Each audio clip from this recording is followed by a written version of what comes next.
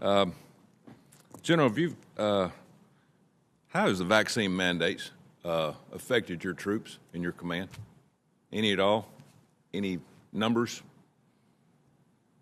We're sitting at 99% vaccinated. There are some exceptions to policies.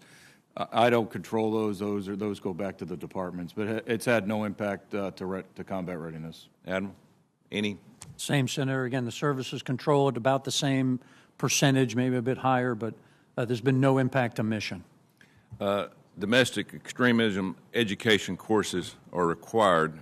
Any positive results you've seen out of this, General? Yes. We take on new soldiers, sailors, airmen, Marines each week. We've got to integrate them into the formation, and we have to tell them that any extreme, it's not tolerated. And commanders at all levels are focusing on that. It goes against good order and discipline, and it makes us less combat ready. Have y'all had to take these courses? I'm just asking for our... I have, yeah. I've participated in them, and I tell you, sitting in there and listening to the different demographics and age groups, I've learned. It's positive. Senator, we owe the service members, the civilian warriors that support us, a safe, healthy place where they can execute their oath that they took for the uniformed members and for the civilian members, their desire to serve their nation. We owe them a healthy, safe, comfortable place to work. I've taken the same courses. We've actually done some additional things, and I can tell you I've learned a lot in just talking with the service members. They're willing to tell you what some of the things they've experienced. And to General LaCamera's point, right, there's zero tolerance for any discrimination, sexual harassment, and we're learning a bunch. That's the reason I'm asking these questions. I'm for that. And do we need to make it better? Now, I come from the education field. Is there ways we can make it better? Do we need to talk to more people, more commanders, more officers enlisted? How can we make it better? I think we're a learning organization, and I think we're learning from the junior service members as they give us their experiences and as we see the different generational gaps. And so, any help that we can get from the outside, but internally, after action reports and sharing lessons learned has kind of been has made us the military that we are today. Good. We all got to be on the same team, as dangerous as this world is. One area I believe we excelled in with this Ukraine conflict is the information fight. We successfully countered Russia and Chinese disinformation. This is a fight that both of you and your AOR is going to be important. What tools do y'all need? You need any more tools to get out the messaging effectively, that because it will ramp up as years and days go by? General? We have to be able to compete in the information space. It's easier to put a bullet in someone's head than it is to put an idea in their head, and we never send just one bullet or one bomb. It's constant. We've got to be prepared to compete in the information space. We've got to be prepared to make mistakes and react to it. We're not going to get it perfect, but I think, again, watching Ukraine, we're watching a country who's able, a leader who's able to shut off the information to his own people. We've got to figure out ways to be able to penetrate that and get that message out. Thanks, Senator. The changing information space, as you articulate, is really challenging. Disinformation, misinformation, propaganda. In the Indo-Pacific Command, we've initiated JTFIP in Singapore, and with our partners in Singapore, we've put together an information capability that can lead to the potential identification of violent extremists. That's done with, right now, 9 countries. So we're learning how to do this better. I don't think I have any specific tools right now, but in my 1242 report, you're going to see requests to ensure we can fund those things that we have today. And to General LaCamera's point, as we learn how to go forward, I'm certainly happy to share thoughts with you. One other question, Admiral. In this year's NDAA, we got in an Aegis system for Guam. We just need to find a way to fund it. Your thoughts? Is it still a priority? Absolutely, sir. Still my number one priority. Thank you. Thank you, Senator Tocqueville. Senator Shaheen, please. Thank you, Mr. Chairman, and good morning. Thank you both for your testimony this morning. South Korea has a new president. I guess my question is to you, General LaCamera, because he has, during his campaign, appeared to take a more hardline approach with respect to both North Korea and China. Can you talk about how you see his new administration continuing to work with the United States, and whether you expect any changes there? Thanks, Senator. Working with the country team, we'll reach out to his transition team, and I look forward to, taking what he talked about in his campaign and continuing to move forward when it comes to protecting South Korea and maintaining regional stability. It seems very promising, everything what we've seen on the conservative side in his approach and focus on defense. And now we'll have to see what it looks like in execution.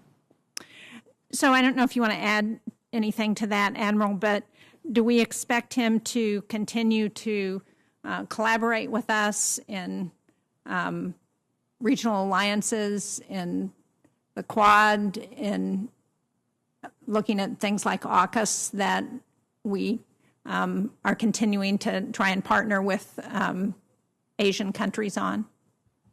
Thanks, Senator. The alliance with the South Koreans, it's clearly the linchpin to the broad set of alliances that go to the region. Really, really important, no matter who is elected. I see at the mill-to-mill level, alongside my battle buddy, General LaCamera, they are a clear, solid treaty alliance partner. We operate together every day on the peninsula. So, again, I think we will continue to work together, and I don't expect any changes. Well, and President-elect Yoon is new to politics, I understand, and has made a number of statements in his campaign about North Korea and about his interest in seeing North Korea behave differently. Do we have any concerns about that? Are we do you expect to work with him on how South Korea and North Korea continue to interact, if at all?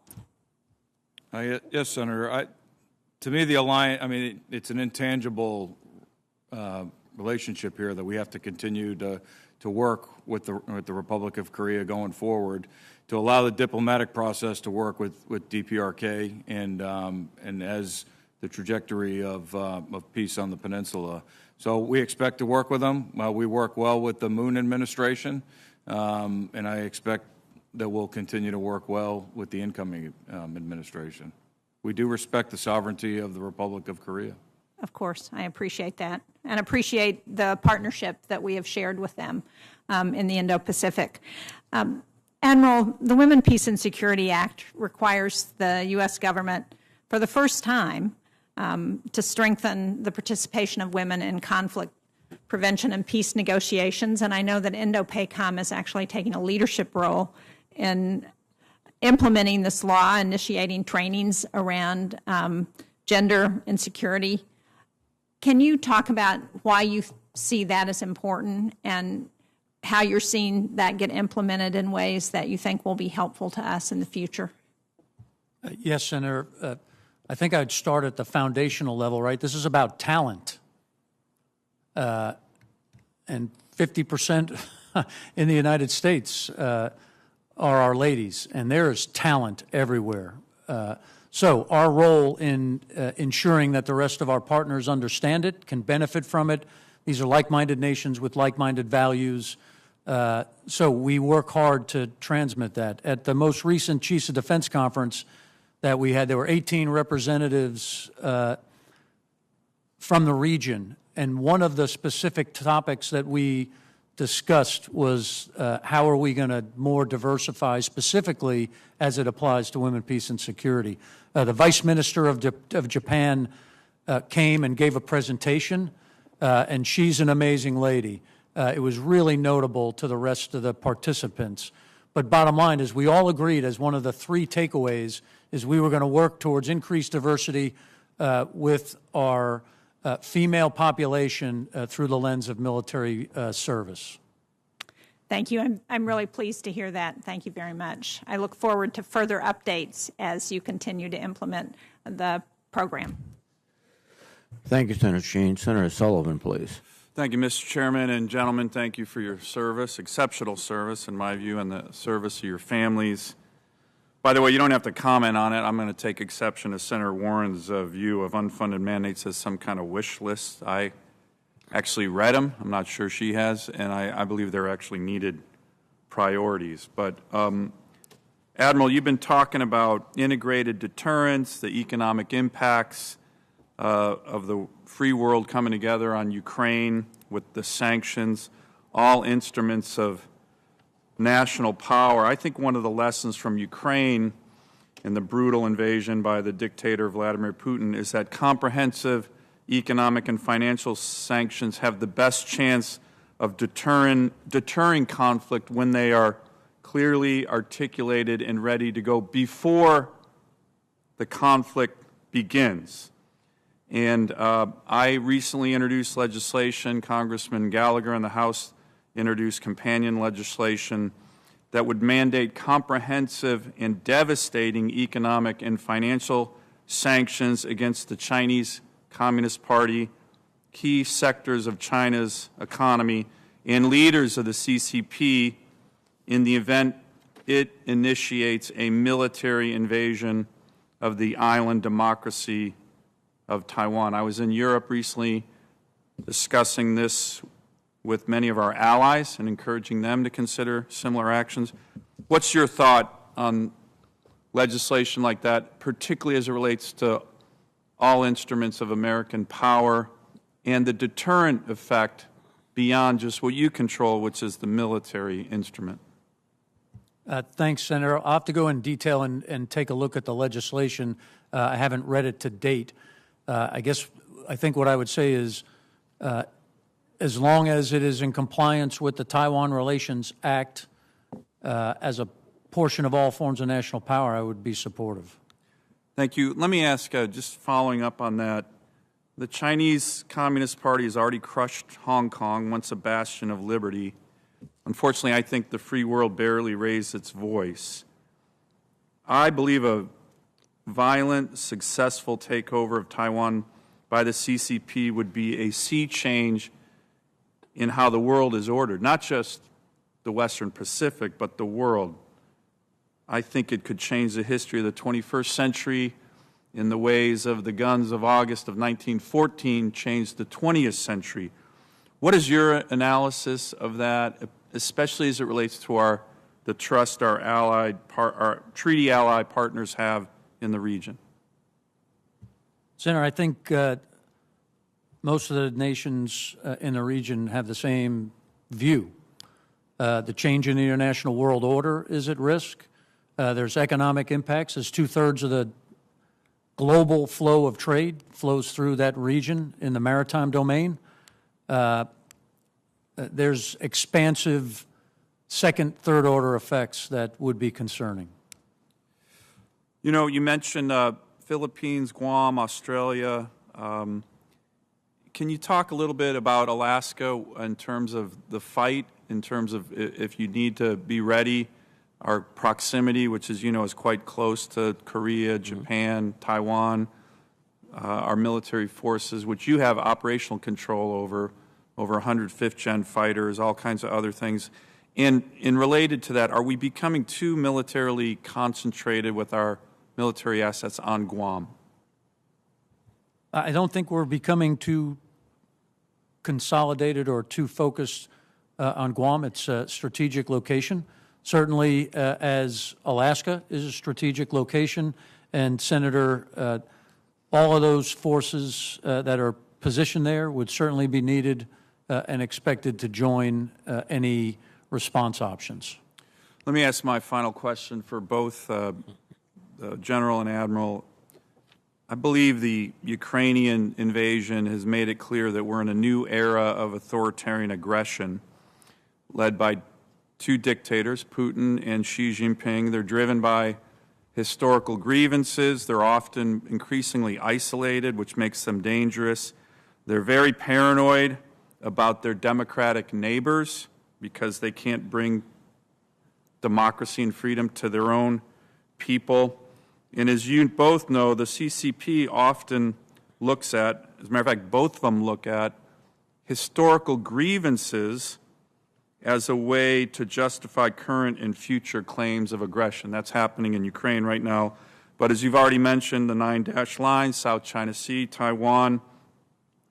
In the 13th century, the Yuan dynasty of China invaded and occupied Korea for several decades.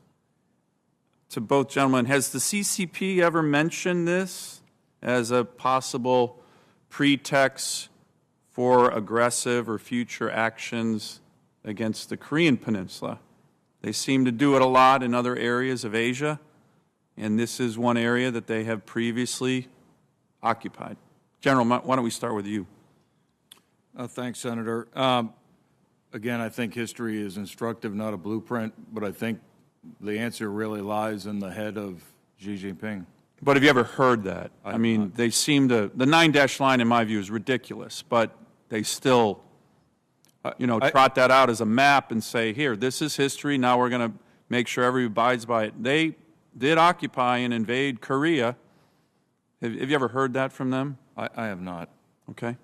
Admiral, how about you? And because, they're looking at many other areas, again, a lot of times based on historical grievances.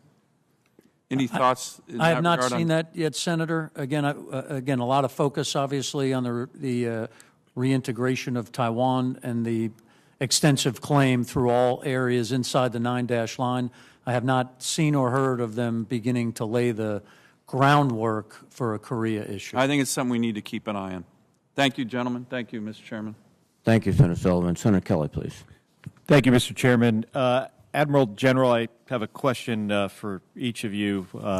First, Admiral, it's about building partner capacity. Security cooperation programs are an important tool for us to achieve our national security objectives. It strengthens our regional security efforts. It assists in combating shared threats and provides valuable intelligence to deter potential aggression. The 2018 National Defense Strategy sought to shift the prioritization of security cooperation activities away from counterterrorism and towards great power competition with Russia and China. Additionally, the fiscal year 21 defense bill established the Pacific Deterrence Initiative, in part to prioritize security cooperation activities in the Indo-Pacific. So, Admiral, how is Indo-PACOM utilizing security cooperation partnerships to counter Chinese incursions into the South China Sea and deter potential aggression against Taiwan? Thanks, Senator. First of all, when we continue to work with our allies and partners by itself is a huge deterrent value. So that continued exercising operations that is enabled through the security cooperation funding is really important. Second, it helps in some cases to deliver some posture options. So there's an economic benefit and a counter to the one belt, one road as we work with our allies and partners.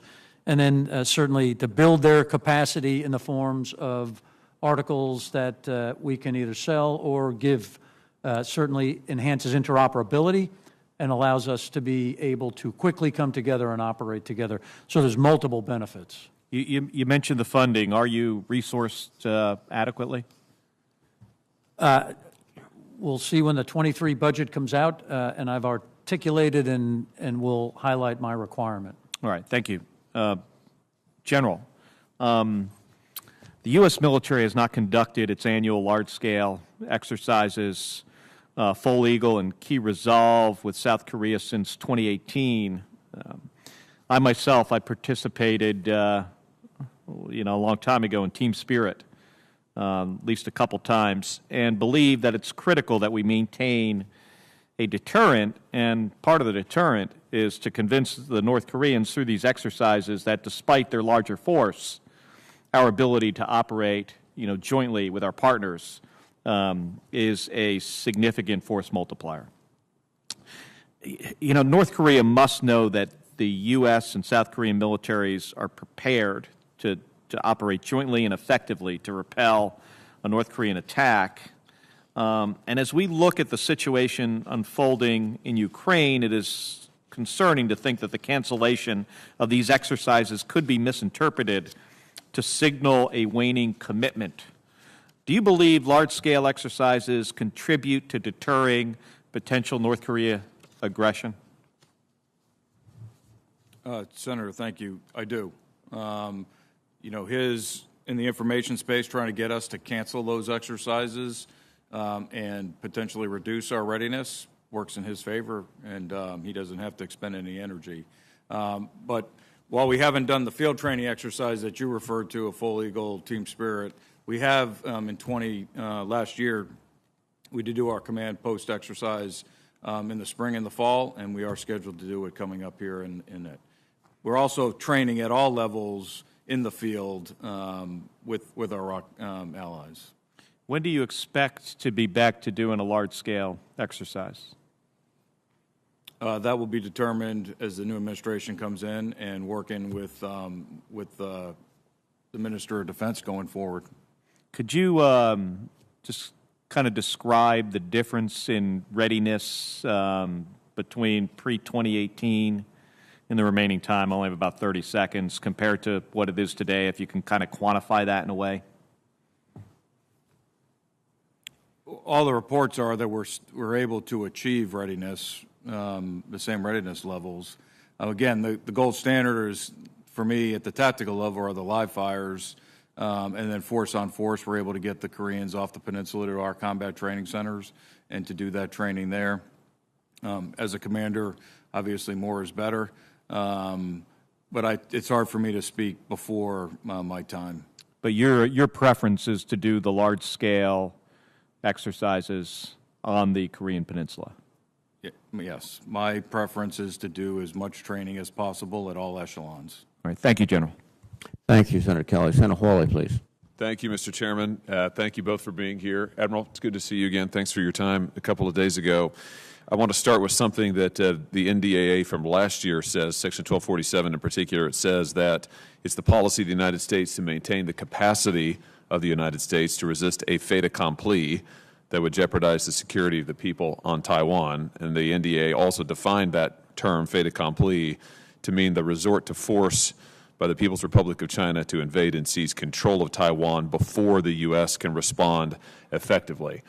Tell us why it's important for the United States to be able to respond quickly in order to prevent a fait accompli. Thanks, Senator. Certainly where our forces are positioned, again, a number forward, but much in reserve on the west coast of the United States. Credible combat power placed forward has an extremely valuable deterrent value. A, it can respond with speed. B, it's operating in the area and can rehearse. And ultimately, there's no better training than operating in the space you would fight in. And I just want to underline what you said there about the necessity for our forces to be postured forward. Combat credible forces postured forward. That's what will enable us to respond quickly. Have I got that right? Have I understood your testimony correctly? Yes, sir. Very good. Let me ask you this. We recently heard from RAND analyst Dave Aquilino, who's written that Taiwan, in his view, ought to prioritize asymmetric defenses like the following. Here's a non-exhaustive list. Smart mines, anti-ship missiles that are deliverable from mobile launchers, mobile short-range air defense missile systems, and distributed reconnaissance and communication systems. Why, in your view, why are asymmetric defenses and capabilities so important for Taiwan to be able to deter Chinese aggression? Thanks, Senator. Again, a defense-in-depth mindset and model that can deliver. We've heard many cases, the defense of Taiwan being described as a porcupine. Those capabilities allow those effects to be delivered in multiple places at multiple times in multiple ways. So I concur with the capabilities articulated. Let me ask you this. You said earlier today that anything that we could do to bolster the defensive capabilities of Taiwan would be desirable. I think that's so important. I've introduced my own piece of legislation, the Armed Taiwan Act, which authorizes $3 billion annually to accelerate Taiwan's deployment of asymmetric defenses and conditions that aid on Taiwan increasing defense spending and undertaking key defense reforms. Here's a broader question for you. We need Taiwan to strengthen its asymmetric defenses in particular as quickly as possible, don't we? Can you tell us why that is? Well, I think, Senator, one of the lessons learned as we watch what's going on in Europe is, number one, aggressive nations can take action. So, number one, action against the island of Taiwan could happen, lesson one. Lesson two, there needs to be a readiness level as soon as possible. And for that reason, is it fair to say that it is critical for Taiwan to keep increasing its defense spending and to continue to implement defense reforms in order to achieve that sort of porcupine state that you were talking about earlier? Yes. Let's talk a little bit about some of the physical capabilities that you're going to need in PACOM in order to deter China. And I'm thinking of things like attack submarines, carrier strike groups, high-end munitions, air-breathing ISR. The thing about all of these physical capabilities is that they can only be used in one place at one time. Am I right about that? It's fair to say? I would say in some cases there are certain domains that capabilities could be brought to bear very quickly, and when I think about space and cyber. Right, gotcha. But leaving aside space and cyber and thinking about just the physical capabilities, these are sometimes called the high-demand, low-density assets that if they get used in one theater, let's say EUCOM, then they're not available in PACOM. And so there's a trade-off. Have I got that right? I mean, we've got to make choices. Again, depending on the types, right? So bombers can move quickly, and we, in many cases, share those in the same mission across multiple combatant commands.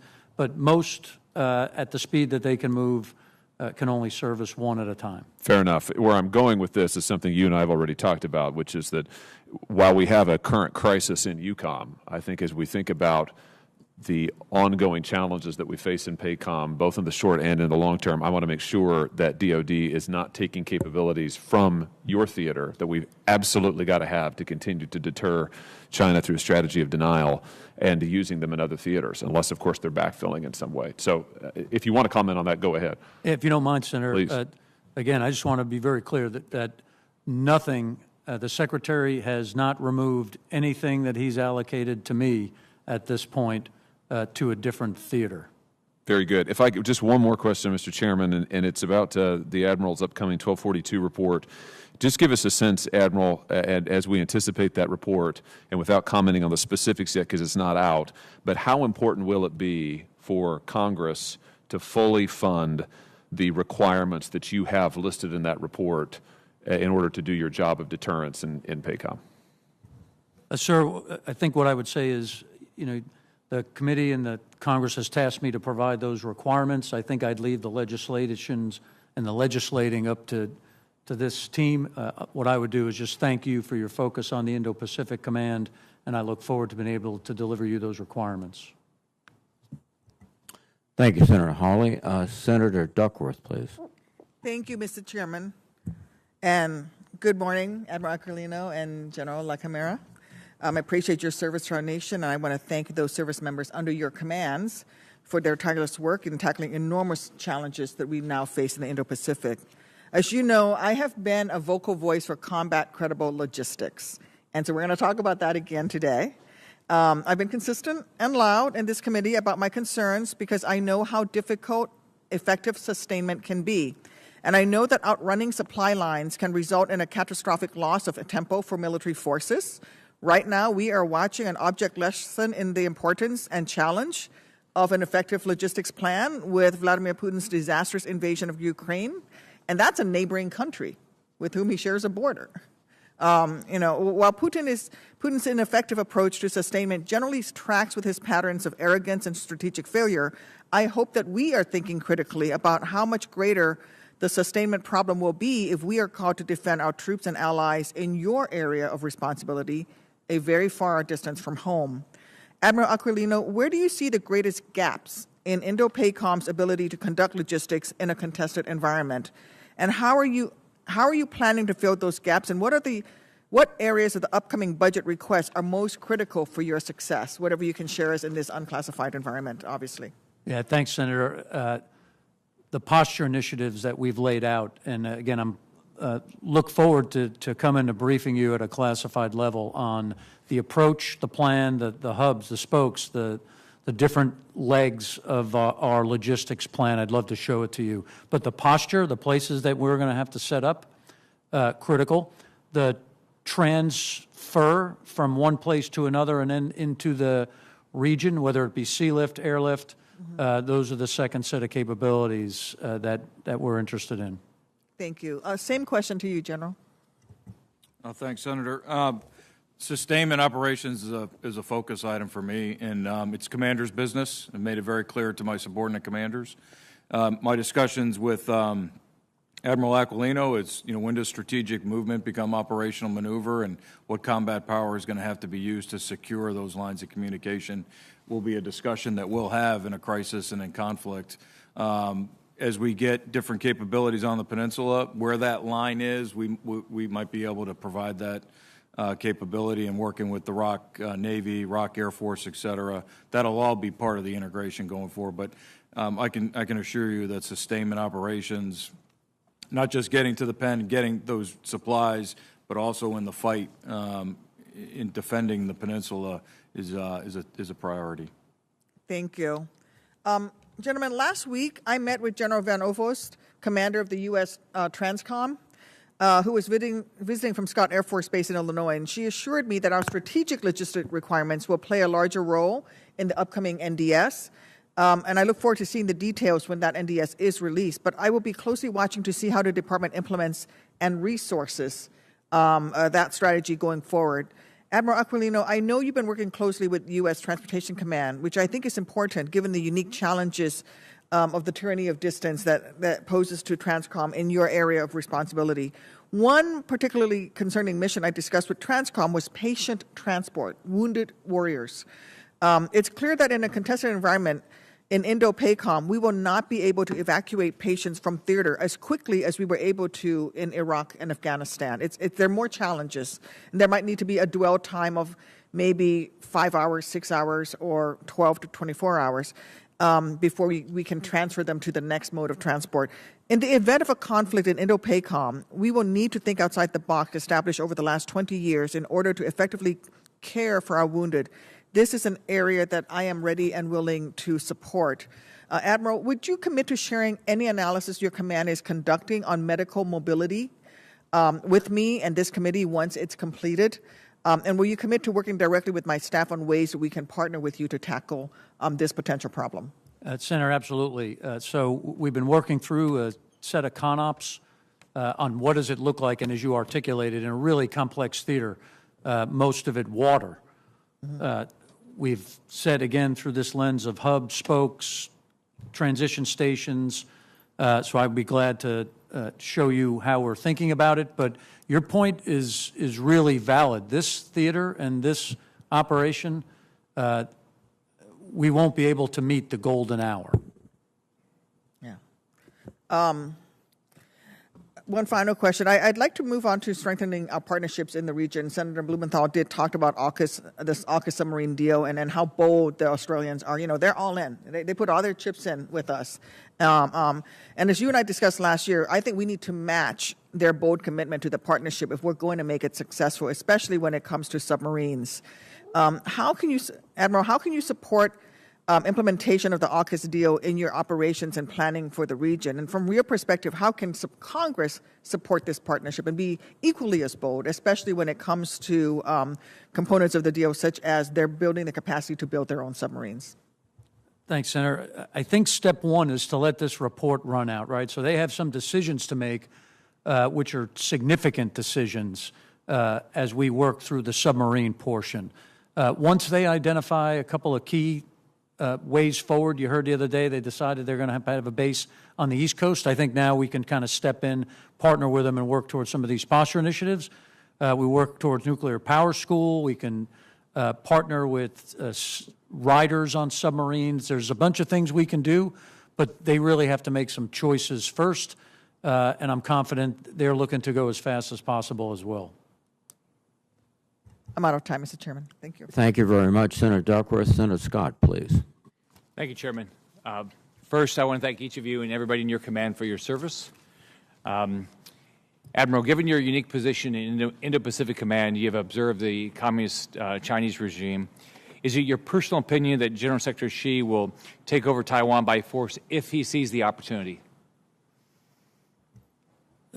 Senator, I don't think I would try to predict. I think what I would tell you is the mission that I've been given is, number one, to prevent this conflict. Number two, if deterrence fails, to be able to fight and win, which leads me to a place that says I need to be ready should he make that choice. Thank you. Admiral, in your personal opinion, do you believe that this administration is given proper attention to the possibility of Communist China invading Taiwan? I think, as stated by the Secretary and the administration, the priority theater, most consequential theater for the future of the United States is the Indo-Pacific theater, and the most concerning strategic competitor is the PRC. So I think that articulation and that priority has been well stated, Senator. Admiral, has the Pacific Defense Initiative been properly funded, and does it provide the right counter to Communist China and its threats in the region?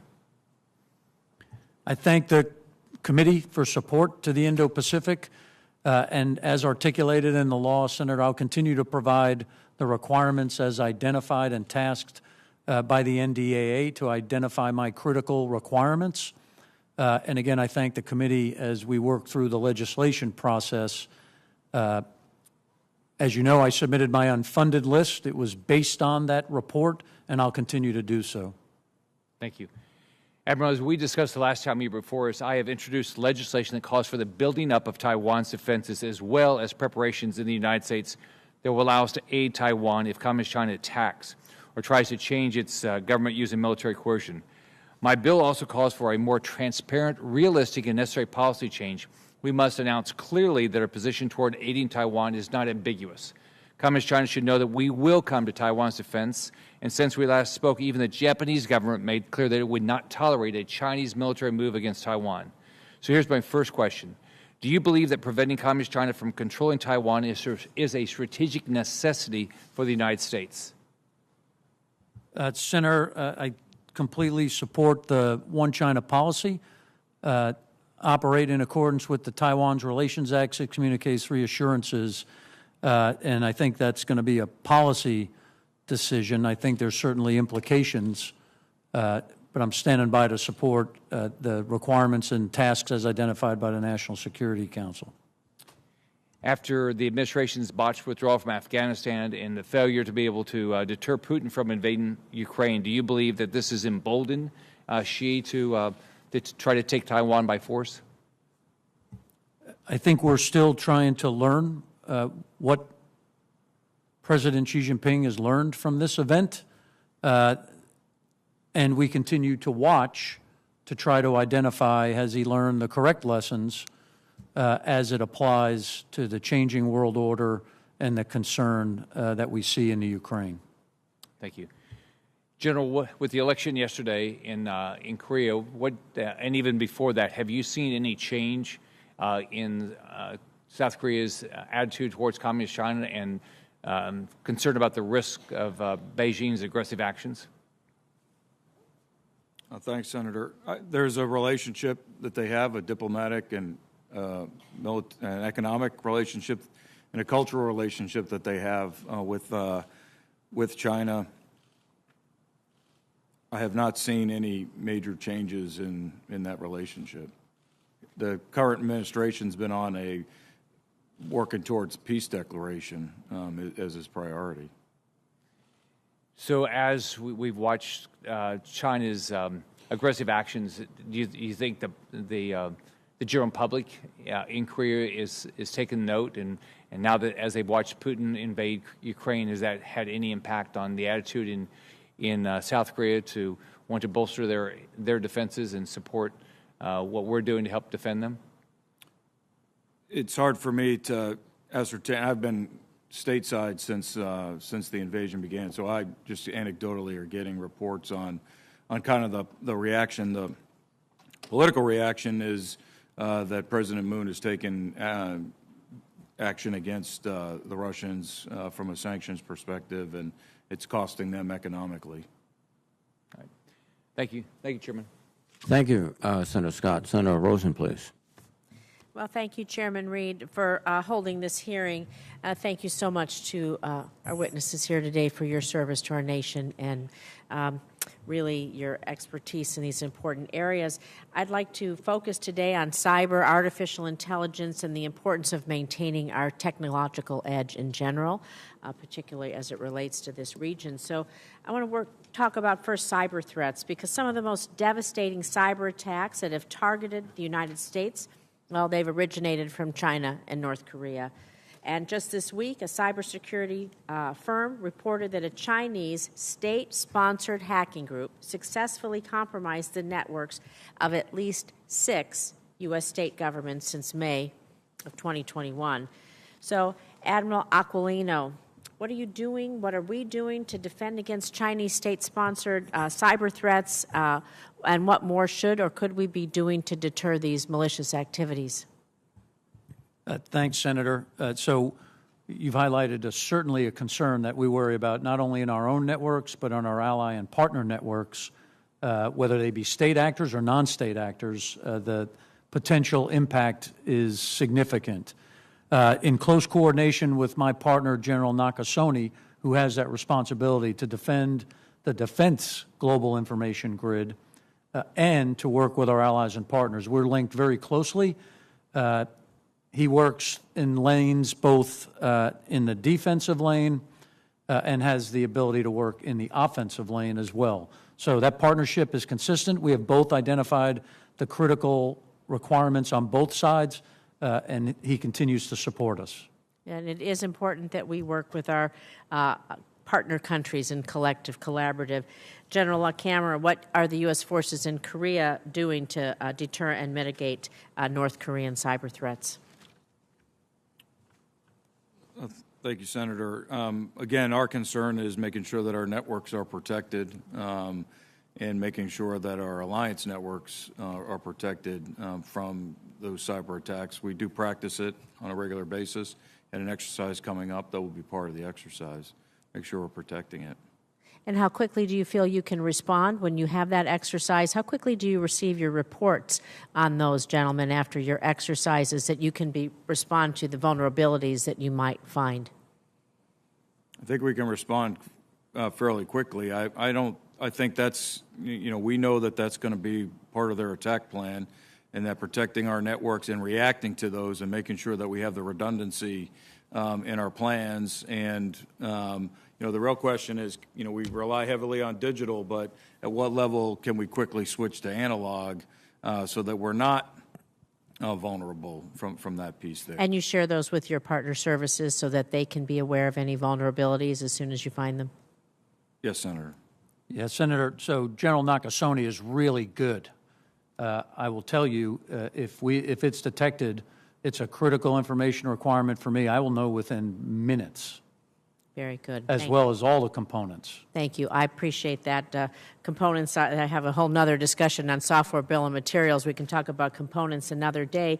But again, Admiral, as we discussed when you testified before the committee last year, China is accelerating its military modernization through its cutting-edge technology, and they want to close the technological gap with the U.S. as quickly as possible. They're making investments in AI, robotics, cyber, hypersonics.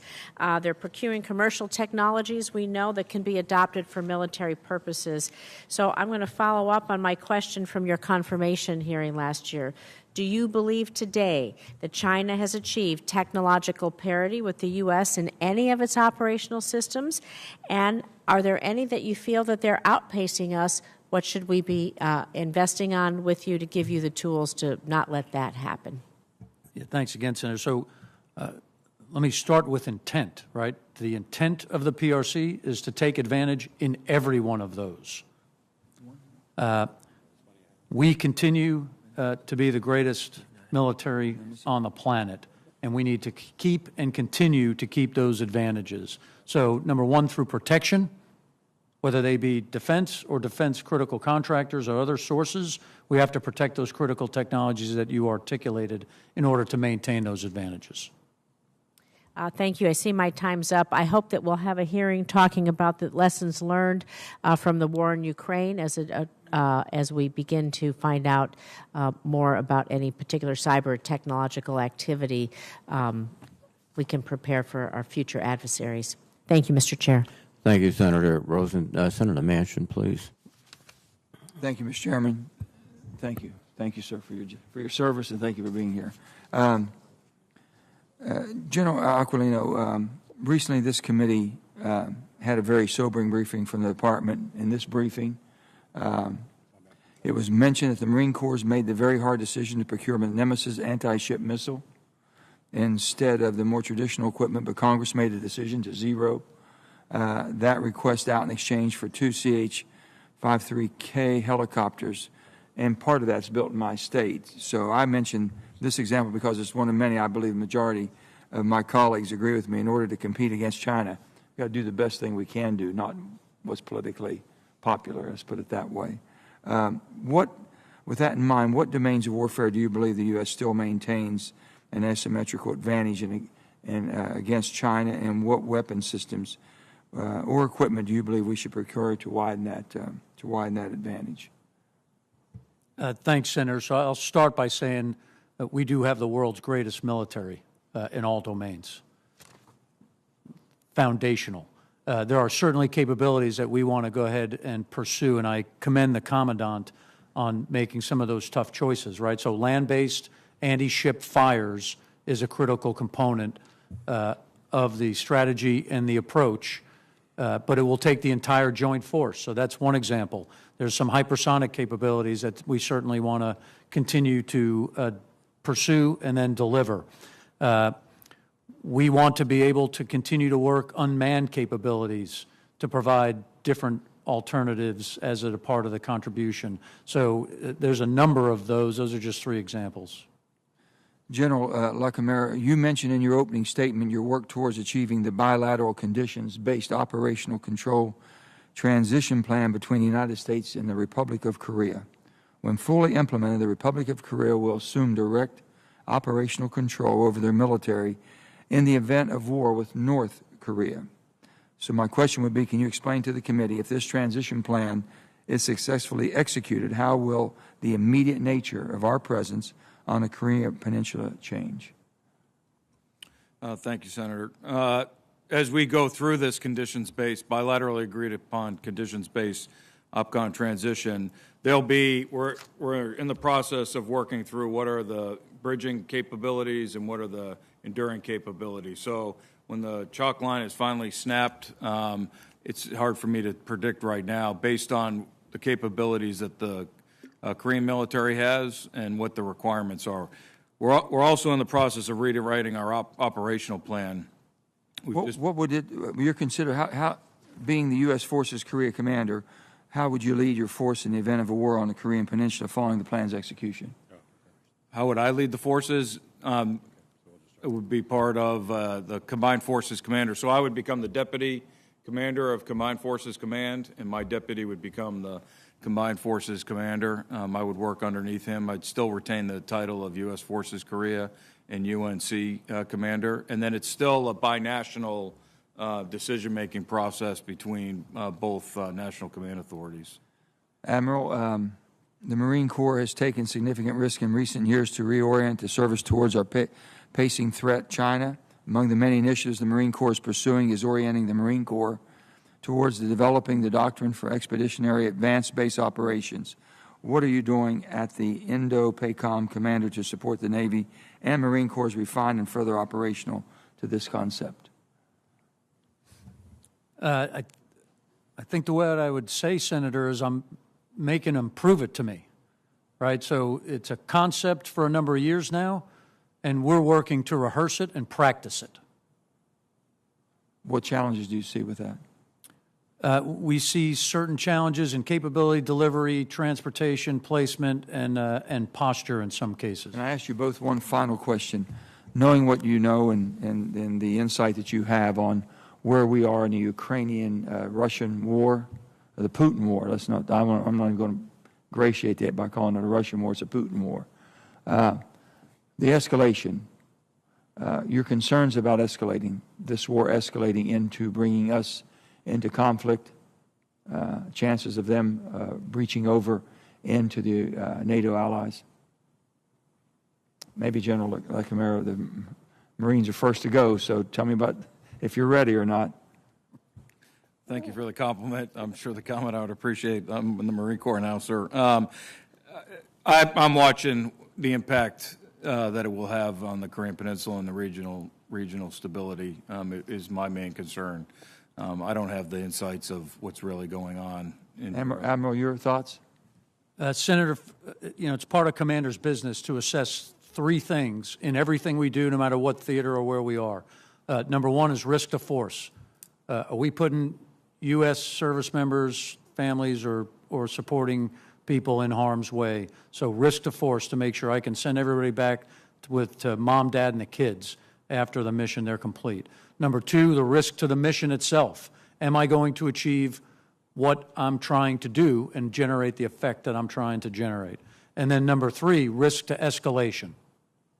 We assess it in every single event, every single operation, and I know my counterparts in EUCOM are doing the same thing. Thank you, sir. Thank you. Thank you, Senator Manchin. Senator Peters, please. Thank you, Mr. Chairman, and thank you, gentlemen, for your testimony today and for your service to our country. Admiral Aquilino, there has been significant discussion regarding how our partners in South Asia, particularly India, have responded to the crisis in Ukraine.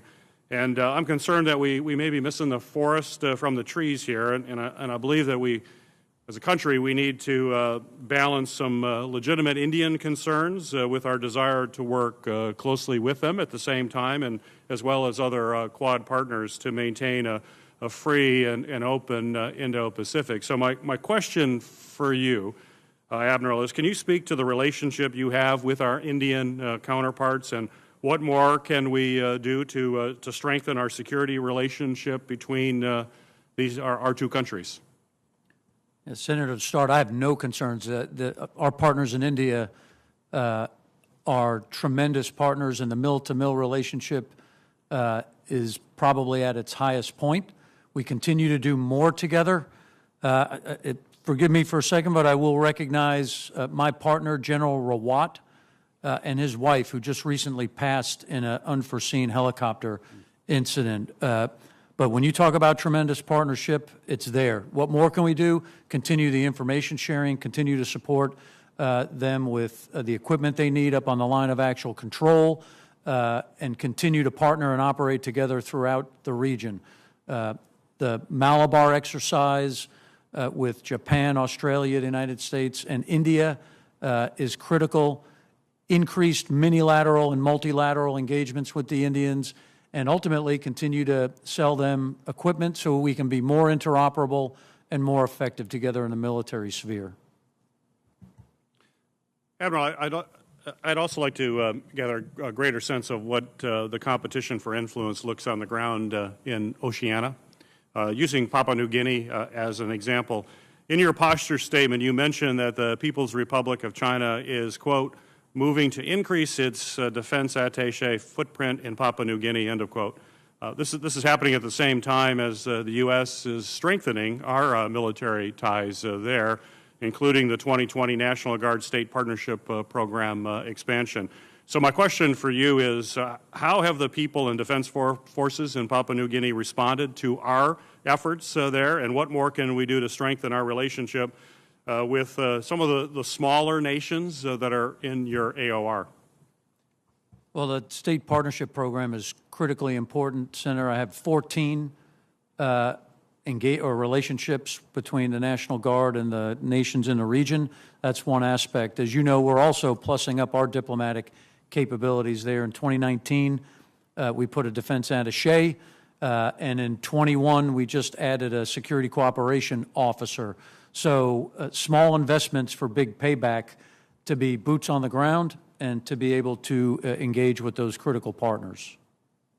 Well, just continuing with that concept, and I appreciate your support for it, your posture statement also discussed how the People's Republic of China entered into a security agreement with the Solomon Islands police force. Last month, the State Department confirmed plans to open an embassy in the Solomon Islands to increase our influence before China gets more strongly embedded there. So my question to you is, do you support state partnership program expansion to countries like the Solomon Islands? And if you do, what conditions must be met before these partnerships can begin, in your opinion? Thanks, Senator. Again, I certainly do support the expansion as if it's funded, and we can sustain it in a way that's open, transparent, and in accordance with our values, which is the critical linkage between these countries and ours. This generates the people-to-people ties that bring us closer together. Matter of fact, I'm meeting with General Hokanson tomorrow to have this exact discussion on where else might he be able to start putting some support. Very good. Well, thank you. Thank you for your response, Mr. Chairman. Thank you. Thank you, Senator Peters. And gentlemen, thank you for your testimony today, but more importantly, for your lifelong service and dedication to the nation and that of your families. And please, as I suggested initially, pass on our thanks and gratitude to the men and women in your command and their families for their dedication and selfless service to the nation. I think we all feel that both the Indo-Pacific